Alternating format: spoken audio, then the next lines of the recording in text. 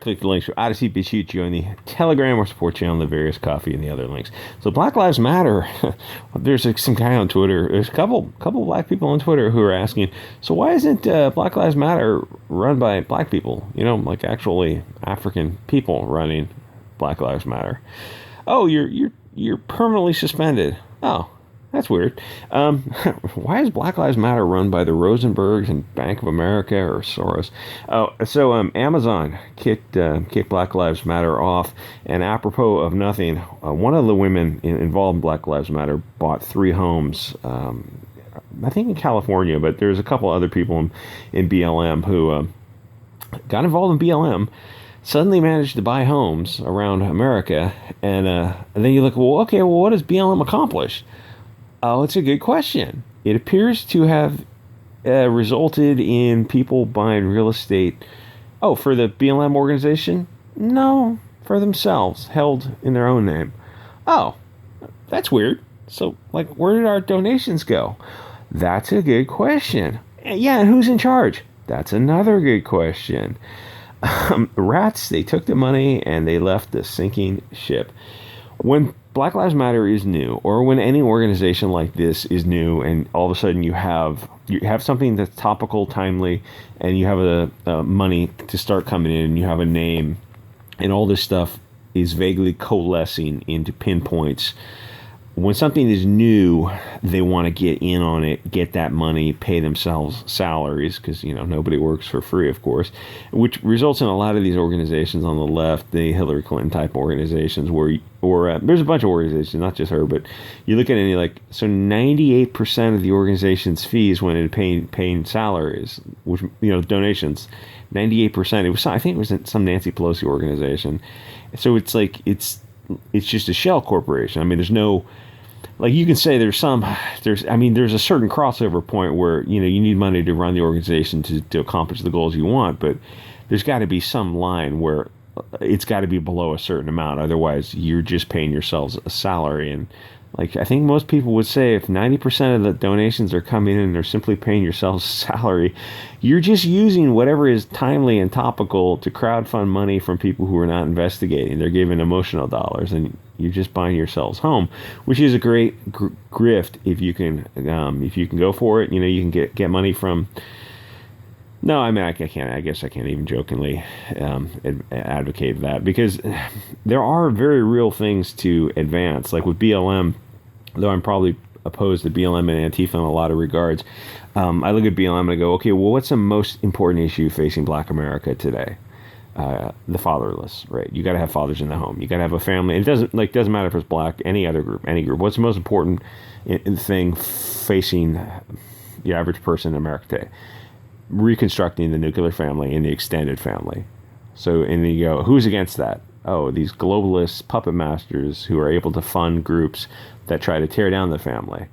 And you can look at the history of that in the Hart-Celler Act in 1965 and opening the borders kind of thing, which what results you see first in the Black family, then in the Spanish family, and then in the European American family. But it's affecting all of us, and it's clearly objectionably bad. Feminism, women's lib, socialism, all this stuff is bad. It resulted in, I did videos on this on Odyssey and Bit Chute. You can't say everything on YouTube. It resulted in giving women the option to work, to structuring the economy such that women now have to work. You have to have 2 incomes, and devaluing the dollar massively.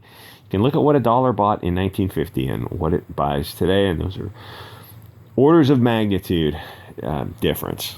So, you know, an argument, a foundation is absolute bull feathers.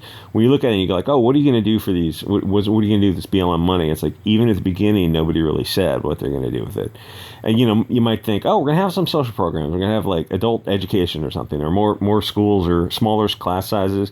Okay, maybe. But I mean, I think, you know, coming at it from the outside, don't you think the father in the homes is kind of like keynote number one? It's like, no, it's not to them, because they're socialists, they're Bolsheviks, Marxists, communists, globalists, whatever you want to call it. They can't have an intact family. And so I look at it as like, you know, I kind of view this as the deck chairs on the Titanic situation. You can do whatever you want with the Black family.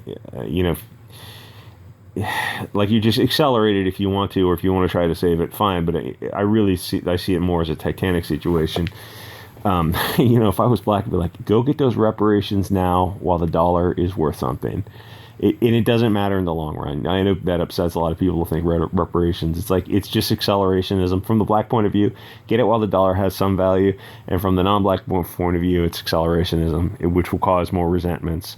Because like, you can't vote your way out of this. You can't right this sinking ship. You have to abandon the ship and create something new. Where's I going with this? Okay, so I knew BLM was bull from the start because they're not going to... I'm not emotionally invested in this argument, and I'm an outsider, and I look at it and it goes, oh, you really need the father back in the home. Doesn't matter if you're black, Mexican, or European, you got to have the fathers in the home. And until they address that issue, it's like, oh, they didn't address that issue. Nobody in the BLM addressed that issue of fatherlessness and like the extremely tight correlation between fatherlessness and everything you see before you, the decay of civilization. You have to have fathers in the home. There's only one way to do that. And it's this absolute taboo topic of saying, like, yeah, welfare created fatherlessness. You have to have, if you made the woman, the taxpayer was the father by the way of welfare. It's like you have to get rid of that to put the father back in the home, to force people in the home together. They're not going to do that. So it's like you look at BLM, like, so what are you trying to accomplish with this? Oh, we're going to have programs. What are those programs? Oh, well, we're going to work on that in the future. And then, so in the meantime, we're going to pay our salaries, but we're never going to actually accomplish anything. It's like, well, BLM's been around for, I think, 10 years now, right? And they haven't, and now it's finally, like the media and the FBI will cover for BLM for a long time. But finally, once liability shifts to Amazon, Amazon had to kick BLM off because there's a certain liability for Amazon to, they look like they're advocating for something if they have a BLM in their partnership program, but they're not abiding by the rules of what are business practices, fair business, generalized rules of accounting, or whatever they call it for different industries. Like you have to abide by these rules of professional responsibility for your industry type of thing. And you've got BLM, which looks like a shell game. Finally, Amazon attorneys look at it and like, yeah, we have to kick them off the partnership program, or else we might look like we're advocating an illegal money laundering situation, which with BLM is, I guarantee you 100%, I 100% guarantee you that, yes, you're going to find out that BLM is involved in all kinds of illegal transactions. Are the FBI going to go after them? Not a chance in hell. Biden's FBI will not go after them. Even Trump's FBI will not go after them. The media will not go after them. There'll be no Time Magazine expose pieces about what went wrong with BLM. Or if they do, it'll be very light, very, very light. And they're just going to brush it under the rug. Because ultimately, people made donations and banks made donations. The money went into a handful of people who bought homes with it. They're not going to give that money back. They'll never be held liable for it. They took that money and they ran with it. And nothing will ever change. But it's like, they don't want the black eye for the black community, so they're just going to... It's a soft bigotry of lowered expectations. They want this... It's just the left wing has accelerationism also. The far left wing knows what it's doing because they're the Soros, Rothschilds, Schwab puppet masters. The moderate left wing doesn't. They really do have that soft bigotry of...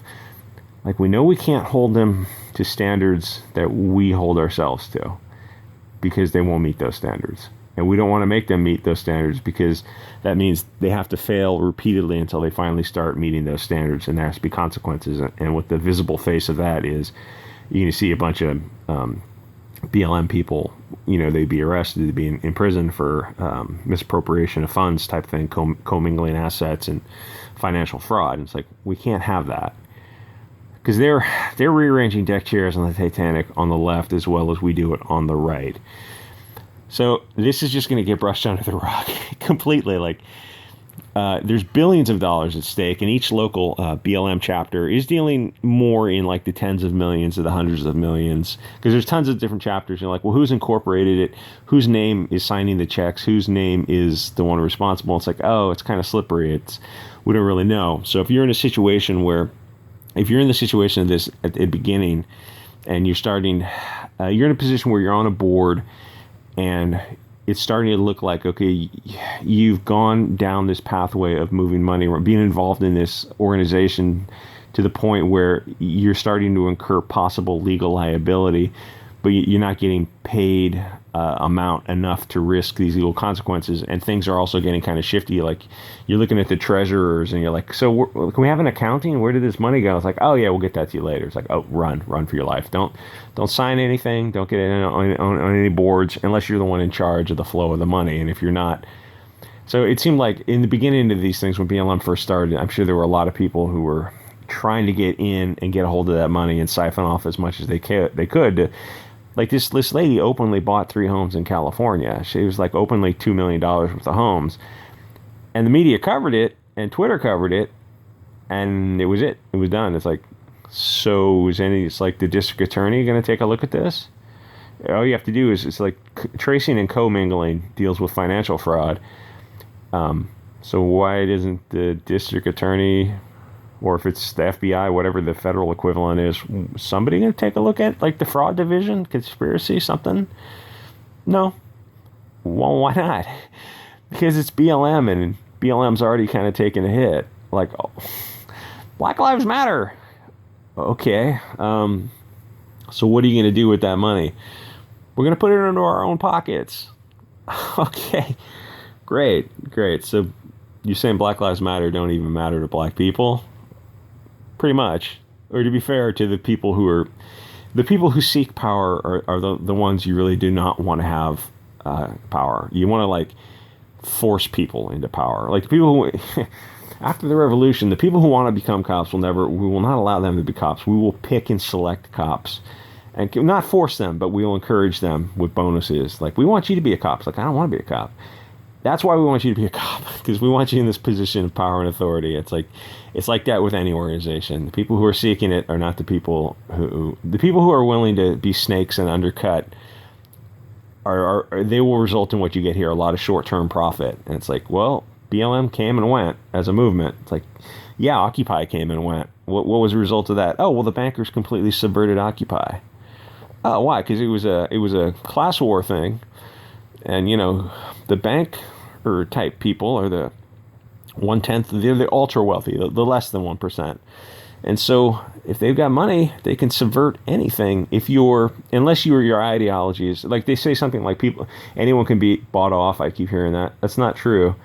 People who have a certain hardcore ideology can't be bought off, and it might be religion, it might be ethno-nationalism, but there's a percentage of people who have an ideology stronger than money. Like, there are various religions and other ideologies that you just can't buy them off because it's their motivations are above. They're of a spiritual realm or of something. I don't know what you call ethno-nationalism. I guess it's akin to spirituality. So not all people can be bought off. Oh, so BLM, the thing is, it's like winning the lottery for a lot of people. Because what happens in life or in business, you start a business and you start selling stuff and shipping stuff and doing whatever you're doing, whatever service, products or services.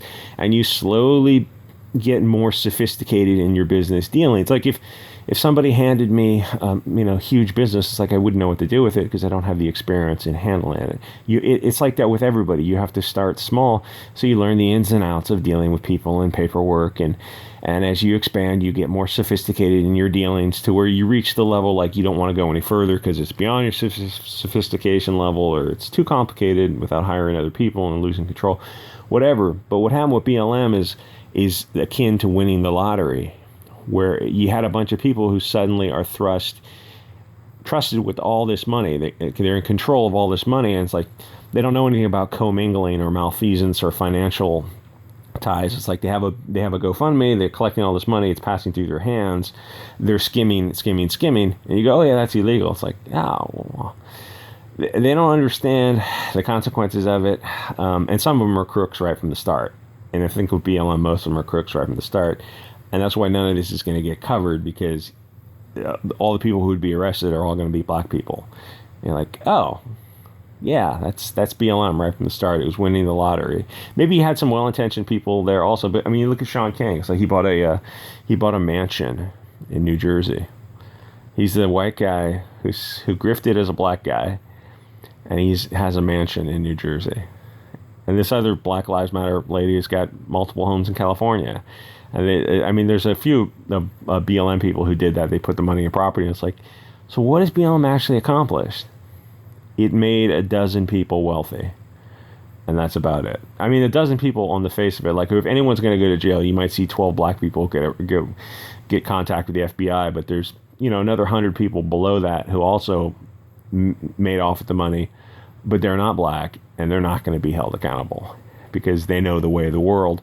And the people who are thrust in the limelight, the people who are thrust into responsibility of the money, but also legal liability, they're not sophisticated in the ways of the world, which is why they're the public face. And you always got to look to see where you're being manipulated. And like, do you have control, or are you the one being controlled? Anyway, like, comment, subscribe. I'll see you guys all next episode.